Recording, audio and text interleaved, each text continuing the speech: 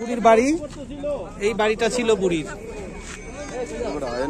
এই যে বুড়ির বাড়ি আমরা দেখাচ্ছি। বুড়ির বাড়ির মধ্যে অনেকের নাম লিখে রাখছে।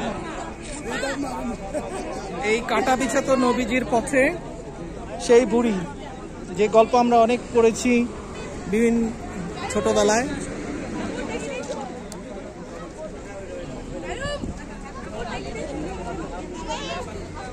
ওই পাথরে দাগ দেওয়া আছে লাল রঙের, ওই পাথরটা উপর থেকে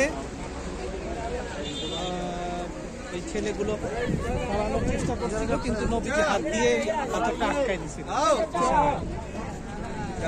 দেখতে যাব। এদিকে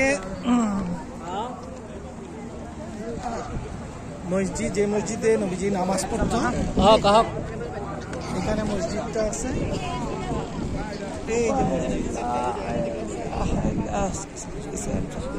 মসজিদ, এই মসজিদটা নবীজি নিজের হাতে বানিয়েছেন। এই মসজিদটা, এই যে দূরে মসজিদটা দেখা যাচ্ছে, এই মসজিদ নবীজির হাতে তৈরি মসজিদ।